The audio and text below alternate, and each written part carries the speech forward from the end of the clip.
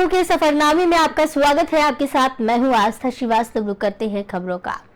उद्धव गुट के राज्यसभा सांसद संजय राउत ने बड़ा दावा किया है। उन्होंने कहा है कि राजनीति में जल्द ही एक और नया ट्विस्ट आने वाला है। संजय राउत ने सोमवार को दावा किया कि एकनाथ शिंदे की जगह अजित पवार जल्द ही महाराष्ट्र के मुख्यमंत्री बनेंगे। उन्होंने कहा कि जल्द ही एकनाथ शिंदे और शिवसेना से बगावत करने वाले 16 विधायक अयोग्य घोषित होंगे। संजय राउत ने यह भी कहा कि लगभग 1 साल पहले शिवसेना से बगावत करने वाले 16 विधायक अयोग्य होने जा रहे हैं। राउत ने एक न्यूज एजेंसी से बात करते हुए कहा कि आज कैमरे के सामने कह रहा हूं, महाराष्ट्र का मुख्यमंत्री बदलने जा रहा है। एकनाथ शिंदे को हटाया जा रहा है। एकनाथ शिंदे और 16 विधायक अयोग्य घोषित होने जा रही हैं। तो बता दें कि महाराष्ट्र की राजनीति में भूचाल मचा हुआ है। अजित पवार ने एक बड़ा झटका शरद पवार को दिया और डिप्टी सीएम पद की शपथ ली है उन्होंने, और उसके बाद से ही महाराष्ट्र की राजनीति में भूचाल मचा हुआ है। इसी बीच में संजय राउत ने बड़ा दावा किया है।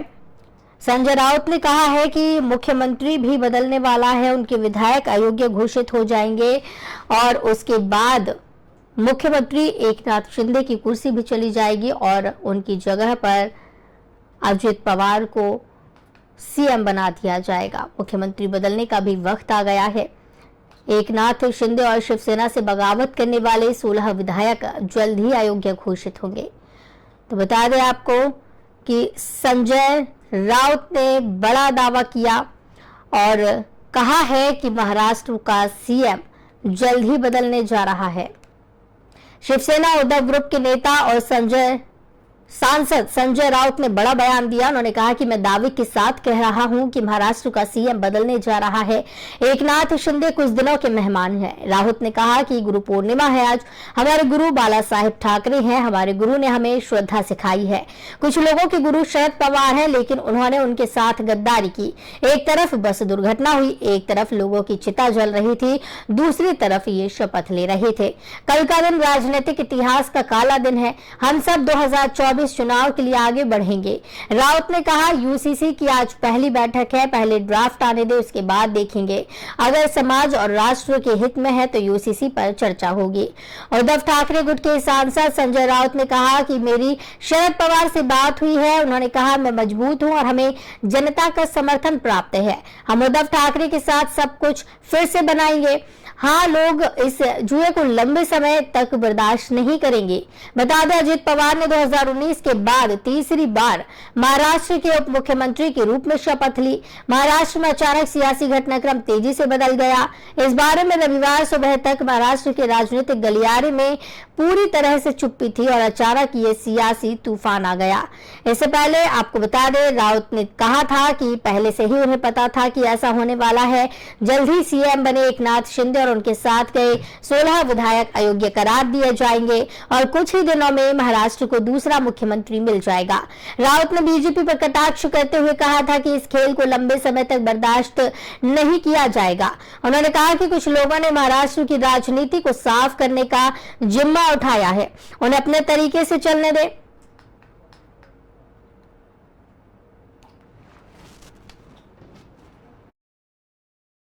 नहीं मानते ये कोई भूकंप महाभूकंप नहीं हुआ है।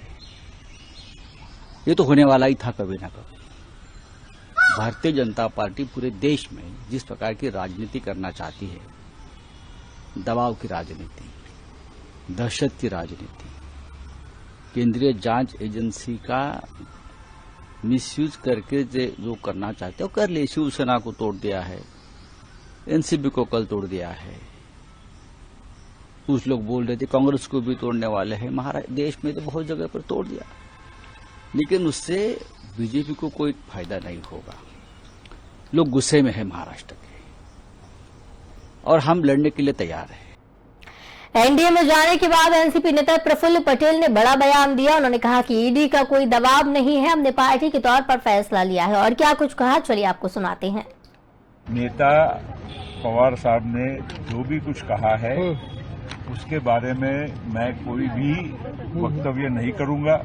वो हमारे सम्माननीय है, कल भी रहेंगे और हमेशा रहेंगे। सर लेकिन वो एक और इसलिए हमने जो भी निर्णय लिया है, जैसे अजीत पवार जी ने अपने वक्तव्य में प्रेस कॉन्फ्रेंस में कहा, हमने निर्णय जो लिया है पार्टी करके लिया है, सामूहिक निर्णय लिया है और इसलिए जो भी हमारा निर्णय है वो अधिक पवार जी ने कहा है कि आपके ऊपर ईडी का, सबके ऊपर ईडी का दबाव है, इसके वजह से कोई भी किसी पे दबाव नहीं है और कोई भी आगामी लोकसभा चुनाव के मद्देनजर पंजाब बीजेपी में बड़ा फेरबदल किए जाने की संभावना जताई जा रही है। पार्टी सूत्रों का कहना है कि बीते रविवार को भाजपा आलाकमान की पंजाब में बीजेपी के नए प्रधान की नियुक्ति को लेकर एक अहम बैठक हुई है। बैठक में कांग्रेस छोड़कर बीजेपी में आए दिग्गज नेताओं के नाम पर चर्चा हुई। इन नेताओं में सुनील जाखड़, कैप्टन अमरिंदर सिंह और मनप्रीत बादल प्रमुख रूप से शामिल हैं। बताया जा रहा है कि पंजाब में बीजेपी के नए प्रधान की नियुक्ति को लेकर सुनील जाखड़ का नाम चर्चा में सबसे ऊपर है। हालांकि इस मुद्दे पर बीजेपी के सभी बड़े नेता खामोश हैं, लेकिन सूत्र बताते हैं कि पंजाब प्रदेश कांग्रेस कमेटी के पूर्व प्रमुख सुनील जाखड़ को राज्य बीजेपी के प्रधान की कमान दी जा सकती है। मामले से जुड़े जानकारों की माने तो वर्तमान प्रधान अश्विनी शर्मा को 3 विवादास्पद कानूनों के खिलाफ किसानों के आंदोलन के दौरान पार्टी के कदम चिन्हों पर चल रहे थे और सुनील जाखड़ पर बड़ा दाव लगाने की तैयारी की जा रही है। तो आपको बताते चले कि आगामी लोकसभा चुनाव को लेकर एक बड़ा बदलाव पंजाब में किया जा सकता है। पंजाब में सुनील जाखड़ का नाम सामने आ रहा है कि पंजाब बीजेपी को जल्द ही नया अध्यक्ष मिल जाएगा और सुनील जाखड़ पर बड़ा दाव लगाने की तैयारी की जा रही है।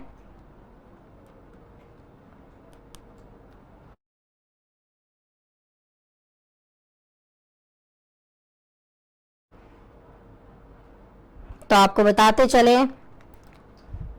अश्विनी शर्मा ने पंजाब बीजेपी के प्रधान पद से इस्तीफा दे दिया है। हालांकि अभी इसकी औपचारिक घोषणा नहीं हुई। बीजेपी सुनील जाखड़ को पंजाब का नया प्रधान बना सकती है। बीजेपी आज ही कई राज्यों के साथ पंजाब में भी नए प्रधान की घोषणा करेगी। सुनील जाखड़ के नाम पर चर्चा है। गृह मंत्री अमित शाह की गुरदासपुर रैली से ही ये चर्चा शुरू हो गई थी, लेकिन इसकी भनक बीजेपी के सीनियर नेताओं को लगने के बाद विरोध भी शुरू हो गया। यही कारण है कि हाईकमान अभी बीजेपी के सीनियर नेताओं को समझाने में जुट गई है। 18 जनवरी 2020 को अश्विनी शर्मा दूसरी बार पंजाब बीजेपी के प्रधान बने थे। इसके बाद विधानसभा चुनाव और संगरूर व जालंधर लोकसभा चुनावों में पार्टी ने उन्हीं की अध्यक्षता में चुनाव लड़ा, लेकिन पार्टी को करारी हार देखनी पड़ी थी। पहली बार 2010 में उन्हें प्रदेश अध्यक्ष बनाया गया था। मिली जानकारी के अनुसार केंद्रीय मंत्री गजेंद्र सिंह शेखावत को सुनील जाखड़ के नाम की घोषणा करने से पहले बीजेपी के अंदर विरोध को शांत करने की जिम्मेदारी सौंपी गई है।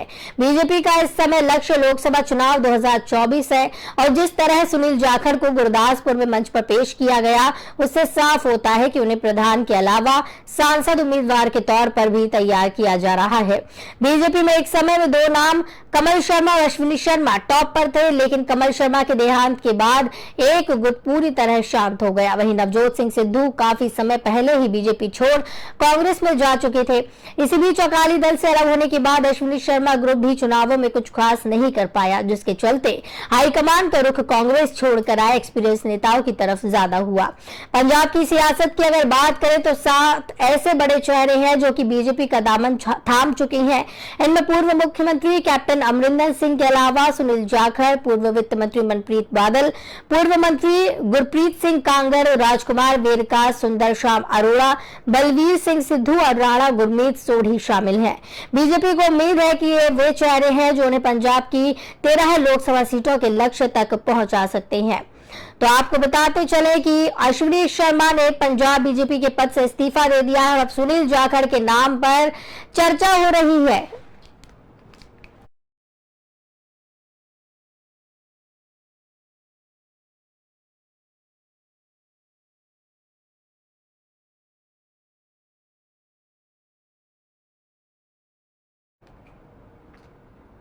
संसद के मानसून सत्र के बाद होने वाली विपक्षी दलों की बैठक को स्थगित कर दिया गया है।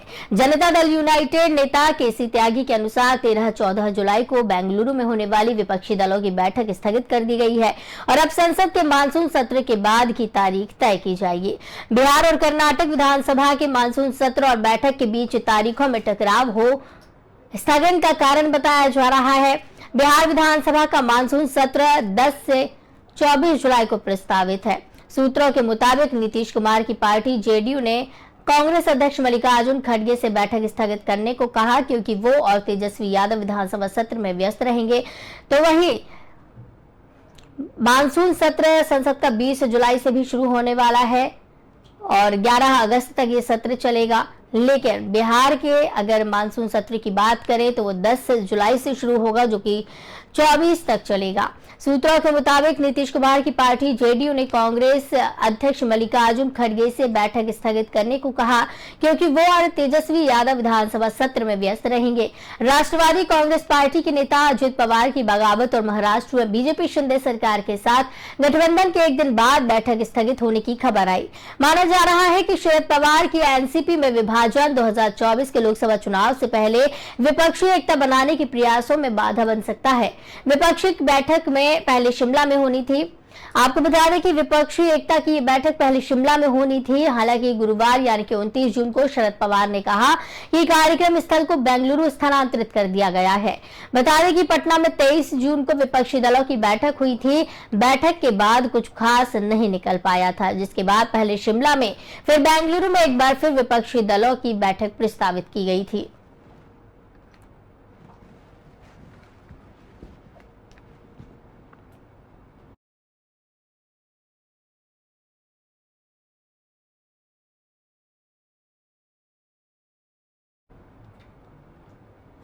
मणिपुर में 3 मई से हिंसा हो रही है। कुकी समुदाय की ओर से आर्मी प्रोटेक्शन की मांग को लेकर सुप्रीम कोर्ट में अर्जी लगाई गई है।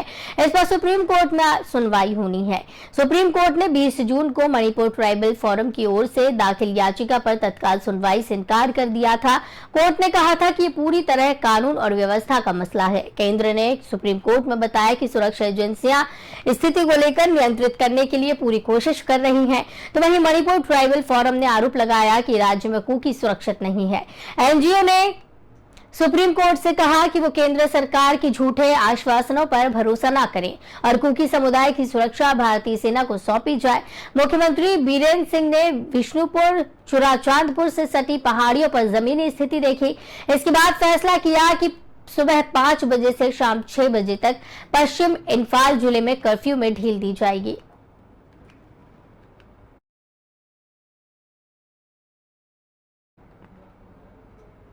प्रधानमंत्री आवास के ऊपर सोमवार सुबह ड्रोन उड़ने की खबर से हड़कंप मच गया। एसपीजी ने दिल्ली पुलिस को इस बारे में सूचना दी। सूचना मिलते ही आला पुलिस अधिकारी मौके पर पहुंची और जांच शुरू की। जानकारी के अनुसार सोमवार सुबह करीब 5 बजे एसपीजी ने दिल्ली पुलिस को इस मामले की जानकारी दी। सूचना मिलते ही दिल्ली इलाके के बड़े अधिकारी और भारी फोर्स ड्रोन की तलाश में जुट गए। हालांकि खबर लिखे जाने तक ड्रोन मिल नहीं पाया था। पुलिस ड्रोन की तलाश में जुटी। आपको बता दें, प्रधानमंत्री आवास और उसके आसपास का इलाका नो फ्लाइंग जोन में आता है। दरअसल सोमवार की सुबह एनडीडी कंट्रोल रूम को पीएम आवास के पास एक अज्ञात उड़ने वाली वस्तु के बारे में सूचना मिली थी। आसपास के इलाकों में काफी खोजबीन की गई, लेकिन ऐसी कोई भी वस्तु नहीं मिली। हवाई यातायात नियंत्रित कक्ष से भी संपर्क किया गया, उन्हें भी पीएम आवास के पास ऐसी कोई उड़ने वाली वस्तु नहीं मिली। नई दिल्ली जिले के अतिरिक्त पुलिस उपायुक्त डॉक्टर हेमंत तिवारी ने कहा कि प्रधानमंत्री आवास के ऊपर नो फ्लाइंग जोन में ड्रोन उड़ने की जानकारी मिली। सुबह लगभग 5:30 बजे एसपीजी ने पुलिस से संपर्क किया था। फिलहाल जांच जारी है।